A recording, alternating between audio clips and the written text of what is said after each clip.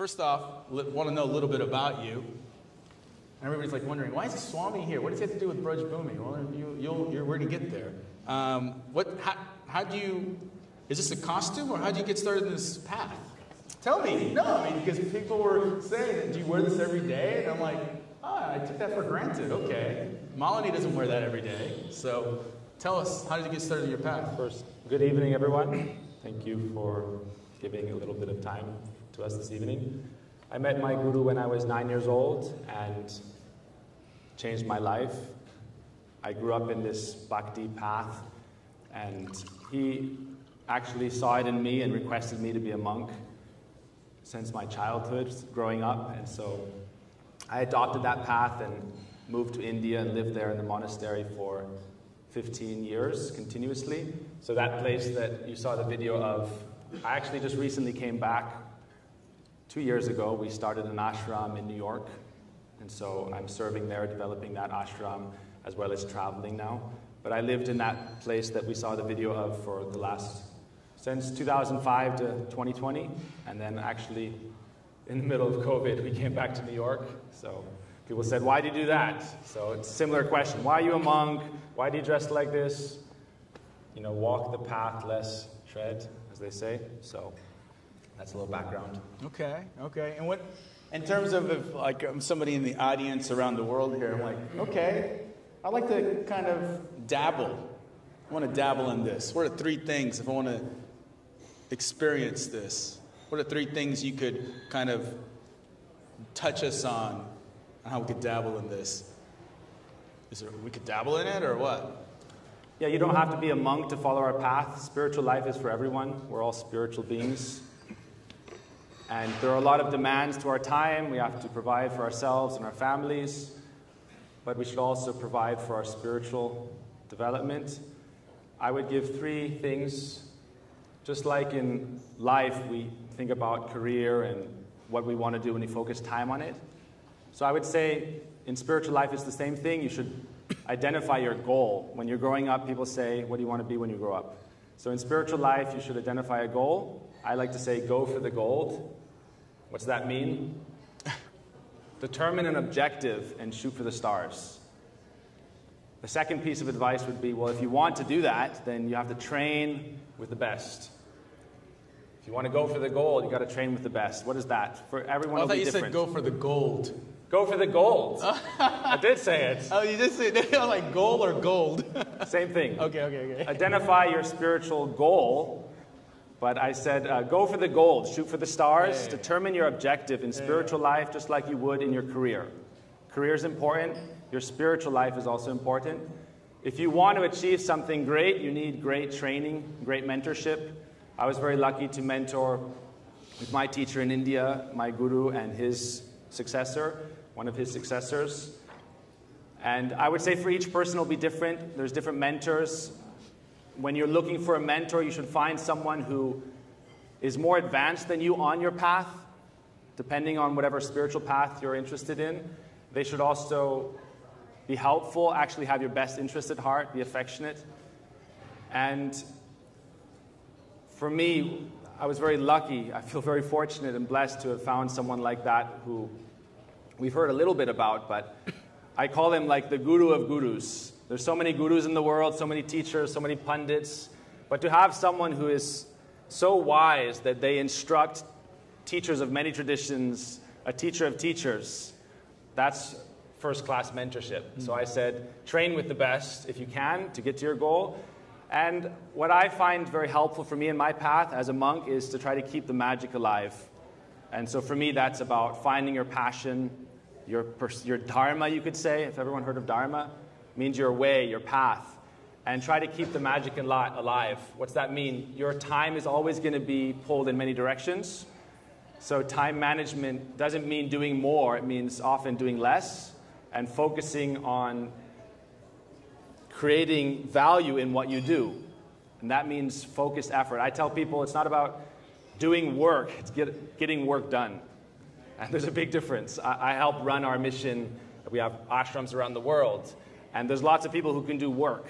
But to get work done, that's something that people like Charles and all of you would understand, I believe, being here. So that's a little... I like it. So gold. Go for the gold. Go for the gold. Find good friends, actually, really, because your mentors, I mean, I'm over here, what, once a week, twice a week over here in San Francisco and then everywhere else. And I'm always seeking good mentors, friends. And I find actually here many of you in different ways, if it's Lisa or Frank or Bobby or Keith, my partners over here, they also guide me, right? So guidance and then find your way. And I thought about that. I thought about like samurai, like find your way. So in terms of, well, those are Charles's kind of mentors, but what about you? I want to go specific into you. Who do you find your inspiration from, and what are the qualities of that person or those people? So going back to the idea of training with the best, having spiritual mentorship, you can find teachers in any tradition. I was very lucky, again, I feel our teacher, he's someone whose life is his teaching. And I think that's quite rare. They say, don't meet your heroes. You've heard that? Don't meet your heroes. I was fortunate to serve and live with my heroes for 15 years and to see them living every day the values that we teach. I think that's so essential. And what I find in those personalities is that they're always engaged in caring service to others, not just giving a lofty teaching. It's very easy to give an idealistic teaching. We're souls, we should realize God, realize ourselves, whatever it may be. But if you're not living those values yourself, then you're just a cheater, not a teacher. It's an anagram for itself.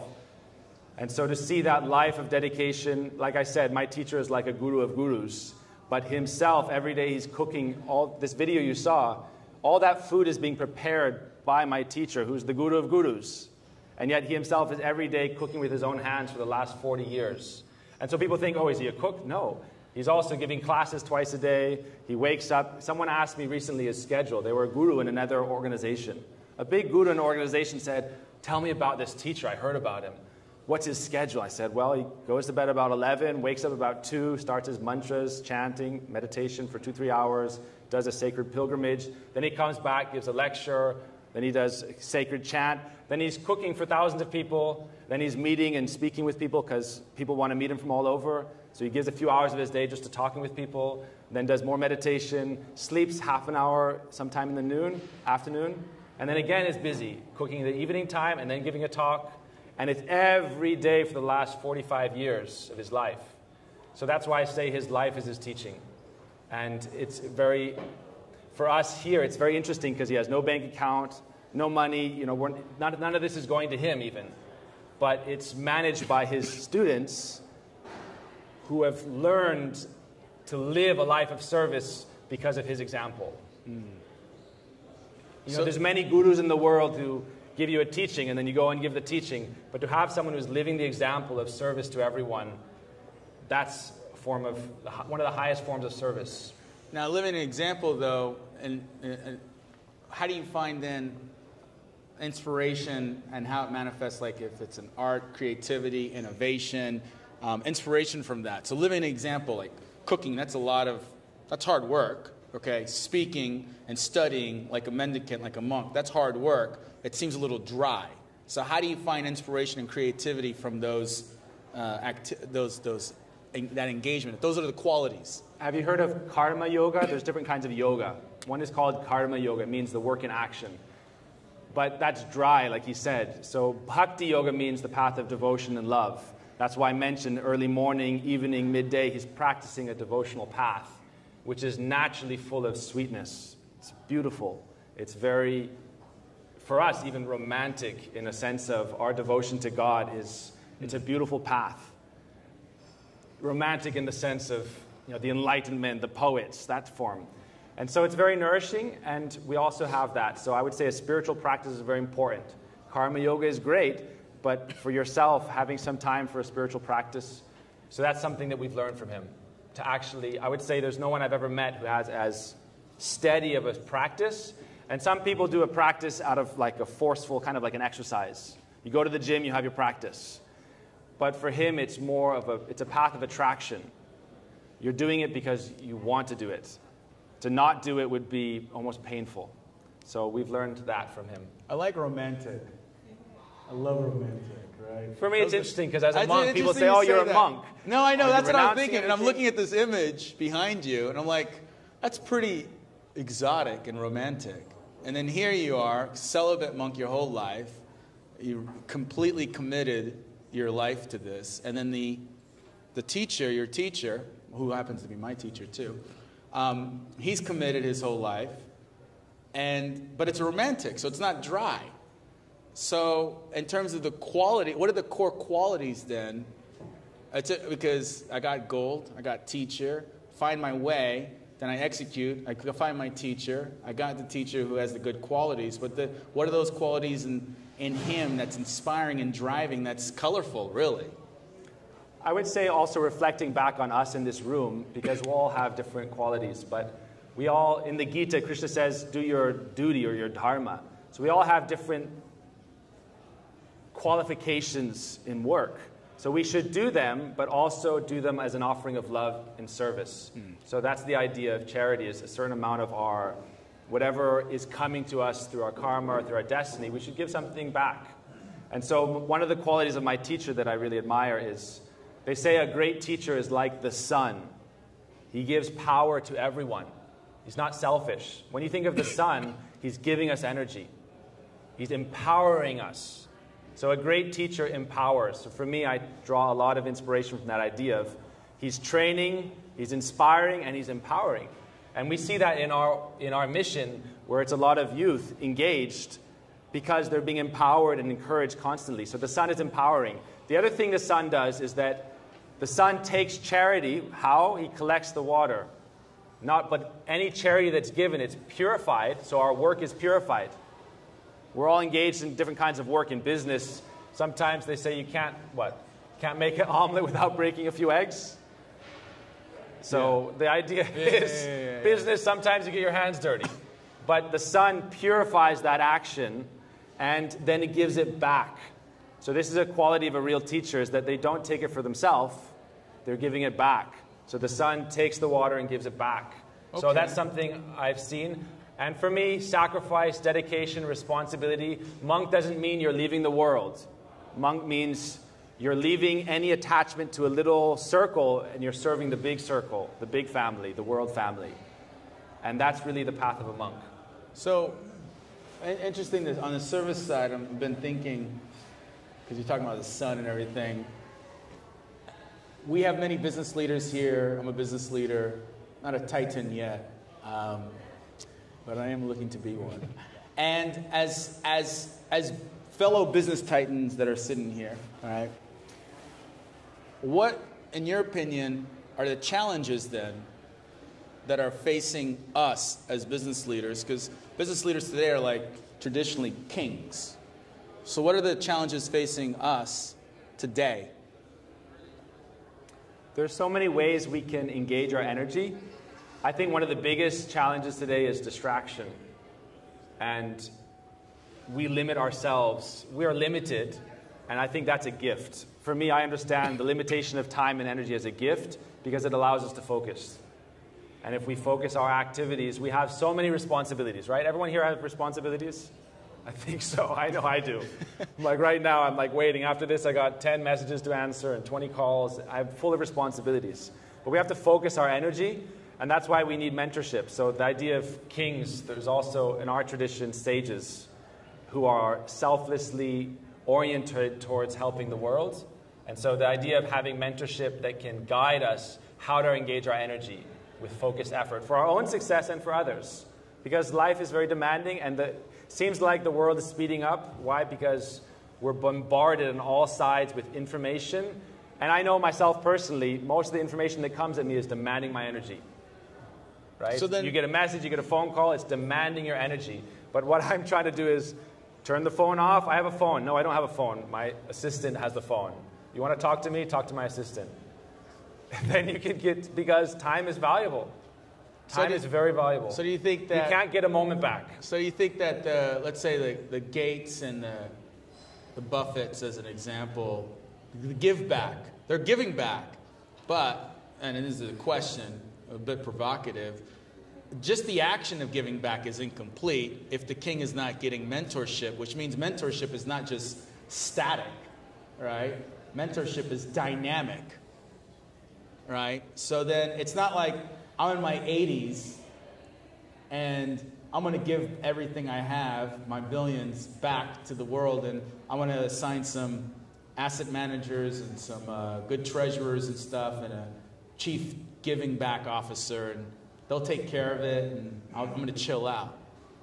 Doing it yourself. That's why you saw Jeff and Charles are there in India directly actually doing the service. We're going to an event near the Kings Canyon National Park, and they're going to be there directly doing the service. So it's not so much just giving, it's actually being involved in it as part of the way that you get the most benefit. The most enrichment to yourself. Well, I find that's inspiration. The only reason why I'm doing that because our teacher, who's in his 60s turning 70s, I mean, he's fit, and he's cooking it himself. He's doing it 17 hours a day. So it's by example. That's what's happening. So then Jeff's like, I'm not a weak boy. Jeff's not going to just sit back and like chill out. He's going to get up, and he's a strong person, right? So in terms of then you mentioned the sun, and I was going to say, well, who's the sun, right? In terms of, because we have two corporate sponsors here, female-led CEOs, where does the feminine energy come in play when you have many monastics and monks? Sure, people saw a video of Radha, and then they see the dance, the Malini, but is the feminine energy limited to just the entertainment and the pitch? First of all, talking about the sun, actually the robes we wear... That was a curveball. He didn't know that was coming. The robes represent divine love. This is called saffron, and it actually represents the love of the goddess, who you see, Radha. And so that's ultimately who we aspire to serve God with or under. And so the idea of the feminine is, it's called Shakti. Has anyone heard this term, Shakti? Shakti is Sanskrit for the divine feminine. And actually, when we talk about the sun's power is from Shakti, or the divine feminine. So really, any kind of wealth, fortune, or power is, according to our Sanskrit Vedic texts, feminine by nature. And so there's the divine feminine and the divine masculine. And I've personally felt, and I see from my guru, that the world gets out of balance when we're only focusing on the masculine in terms of business or any field. But when it's in balance, then there's harmony, and there's not just stifling, but not order, but harmony. There's a difference. And then there's room for creativity and growth and dynamic energy. And some of our greatest teachers are I don't know, I wouldn't really think of them as male, female, but we have a guru in Miami who's a very senior lady, disciple of one of our gurus. She's a guru now. And so it's not limited to a gender. That's kind of an old-fashioned way of thinking. And everything has its time and place, but that's not the time and place now. And you said your saffron, that represents what again? Saffron, in our faith, it comes from a mineral, but when we're talking about the sun. I wasn't really thinking about that before, but when the sun rises in the morning, you get this kind of color on the horizon. That's called the morning sunlight. It's called Arun, or saffron, and it represents divine love in action, in service. So that's what that represents. And the sun represents what? The Gayatri mantra, which we chant morning, noon, and evening, the Brahma Gayatri, is a mantra that praises the sun, venerates the sun, but as the energy of God. And when we say the energy of God, what is that? So when we say the energy of God, that specifically refers to Shakti, or the divine feminine. That's, for us, it sounds very simple right now, but in the deepest mystical aspects of our faith, we aspire to actually serve under that shelter of the divine feminine. Well, I'm into mysticism, so I'm going to dig a little deeper here. So in terms of therefore the service that's being done, let's say in Braj Bhumi, or the service that may be done in Karma Yoga, if it's Dana with her business, right, Lauren with her business, their expression of healing or healthcare, tech, or whatever it may be. That's an expression, that's passion, that's inspiration, right? And those qualities then, that's Shakti, that's the energy, right? That's power. For example, we call it money in the West. In Indian culture, we call it Lakshmi. And that's actually the name of a goddess. And so we say we should serve Lakshmi. And I think that works in terms of banking and investing as well, right? They say, one thing about Lakshmi, which is very interesting, they say money that sits isn't happy. It should be engaged. And so Lakshmi actually likes to be active because she likes to be engaged in service. So wealth that's not engaged in service, whether it's providing a service to consumers or customers or performing a service to the world, if it's static, people think, oh, right, if you're wealthy, then what are you doing? You're just sitting on your money, it's on your bank. And that is what causes inflation. It's just static.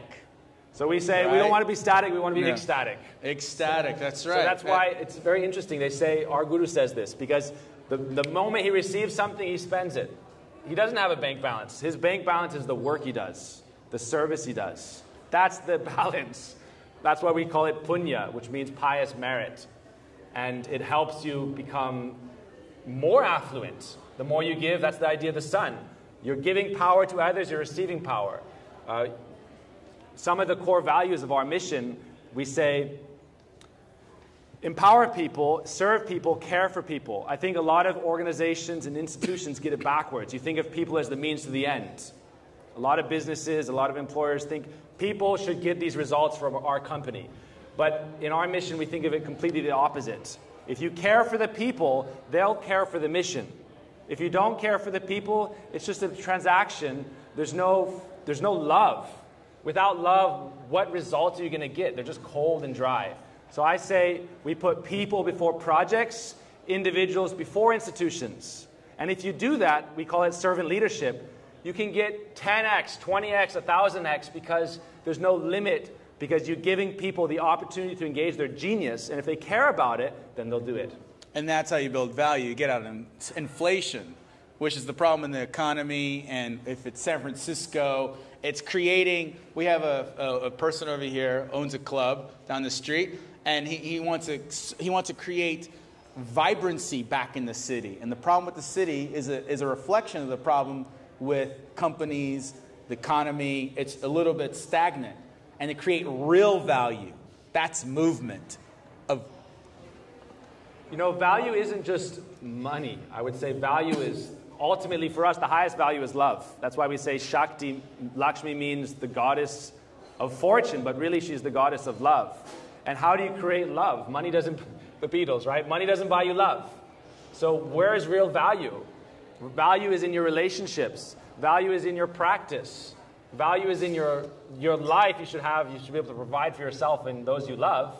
But really, if you want the highest value, you have to realize it. It's something you realize through a practice. But it's something intangible. Our consciousness, our spirit, it's not material. So you could grab some gold coins, but that's a material substance. Who you are as a person isn't material, although you have a material form. So how can you find spiritual value? That's with your people, but with your practice, with your daily life. And if you can give a little bit of time for that, if anyone practices yoga, anyone practices meditation, or any spiritual faith or path, we're not getting involved in each other's business, but if you have that, you can find value in it. And then whatever value you have, whatever asset you have, can be engaged in a purpose that is valuable. Otherwise, it's just living human life as a glorified animal, in a way. Sorry to say. All right, glorified animal. There you go. So, questions open. Sorry, let's get real. Any questions over here? Oh, I've got two of them right here.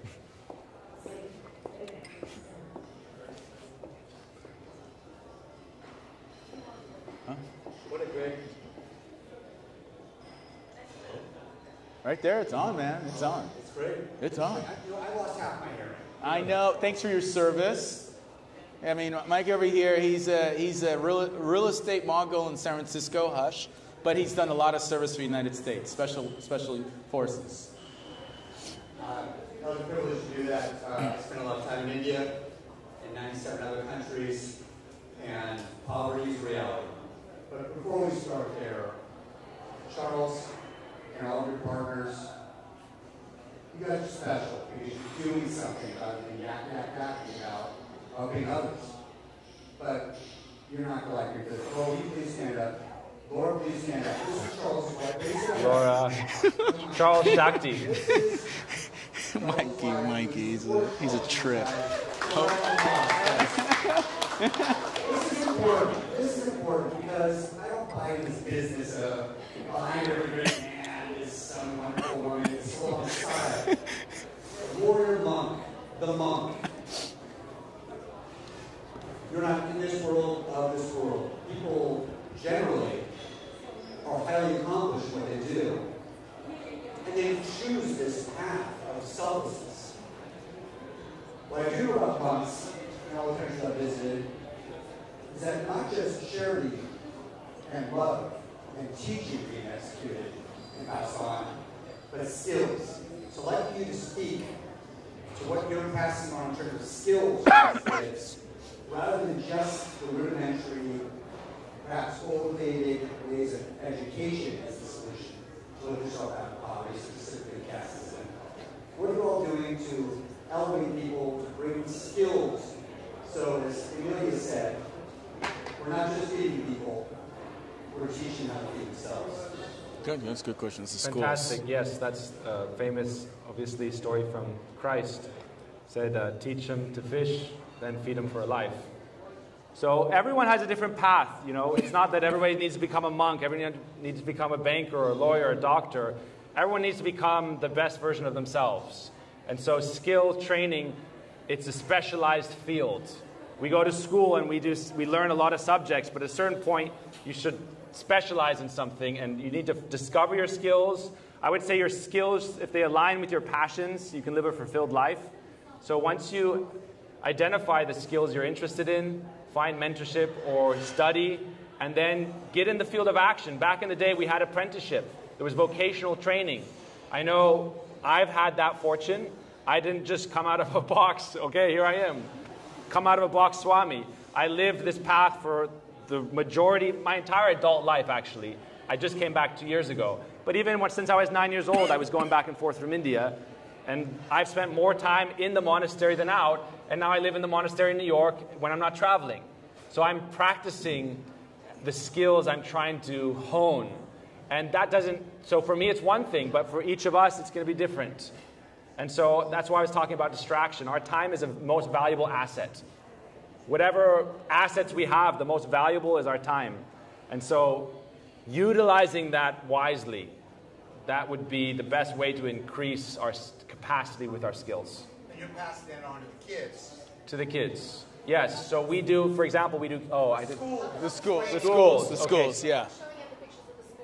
Yeah. So we have a school in India, and we also have schools here in California. We're doing a kids camp. Malini, who you saw, she does kids camps for the last 12 years, teaching spiritual education. I also Summer do camps, that in yeah. New York. So there's summer camps, but also in addition to that, there's the village schools that you saw that we were visiting, and we support the many schools surrounding the villages in Brudge, which I'd like to know what Brudge means, and Bhumi.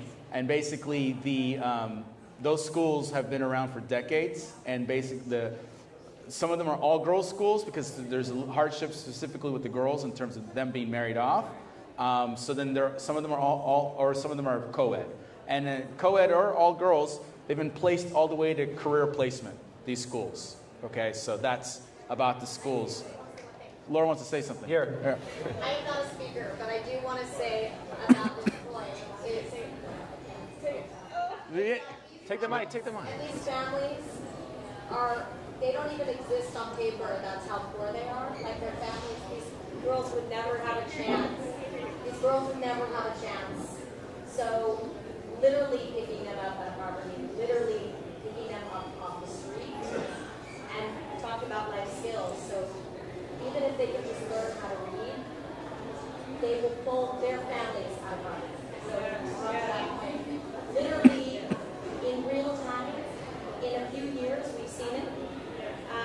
We just got back from India at Thanksgiving, so that was our kids in those pictures, serving, handing out in the schools. Literally, you can see several years later how well they're doing, like getting these action skills. And it's our spiritual teacher, that is organizing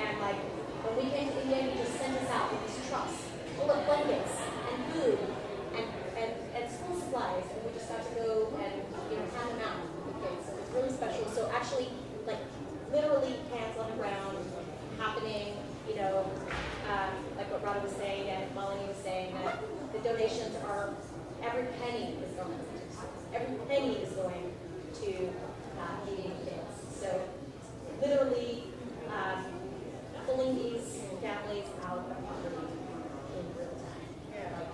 Because one girl that has the skills, and not just girls now, actually, it's boys and Yeah, it's there's a few schools. That was really beautiful, Laura. What I didn't hear your question fully, I'd say before, but the thing about with the kids, it's so beautiful because a lot of times people think, oh, that's not the most important thing. It's actually one of the most important things.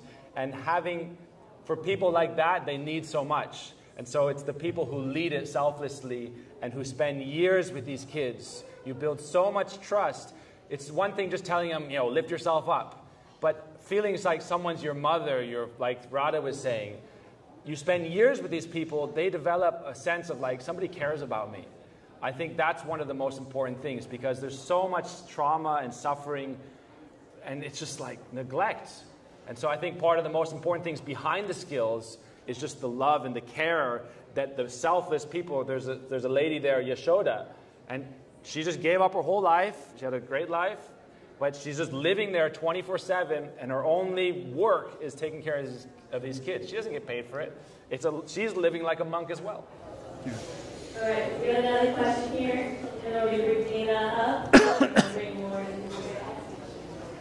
right, so this is a softball question. I'm great at picking them, but it's nice hearing. Talk really loud. Can you speak a little more to, this is a new manner of dress for me, can you speak a little more to the way you tie things, what you're carrying there on your... The dunda. Dive into the symbolism and why it is.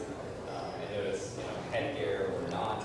Anyway, I'm just very curious as to, is this the way you dress all the time? Is this only for public wear? Anyway, if you could just dive into that. Really. Sure. So it's not a prerequisite for someone who follows Bhakti Yoga, which is what I practice, but I'm a monk Swami, and so this is called, it's a staff, but it's called the staff of, actually it's called punishment. It's to train or discipline. It's the staff of discipline, danda. And it means we should discipline our body, mind, and words to not commit harm to anyone, and also to discipline ourselves to service. Being a monk doesn't mean we're taking service from others, it means we're giving service. So this is a reminder. There's a lot of mysticism and symbolism and rituals that go into it, and that's a detailed conversation, but it is something I wear every day, yes. It's my attire, and everything has symbology. This is, I don't know if you've heard, chakras, and there's different meridian points, and you can activate those. We do it, there's a lot of rituals, but the deeper essence behind it is the mystical part, and so you don't have to do it. You don't have to wear the markings, but because I'm a Swami in the order, this is something that's gone back many thousands of years. So it's kind of adopted in the West recently, but we're participating in an ancient lineage. It's not some newfound speculative idea. It's something that I can say, okay, here's our lineage going back thousands and thousands of years. So I'm following that tradition with honor and respect for it. Thank you. Thank you. There's one question here. I don't think we're running out of time. 2 minutes?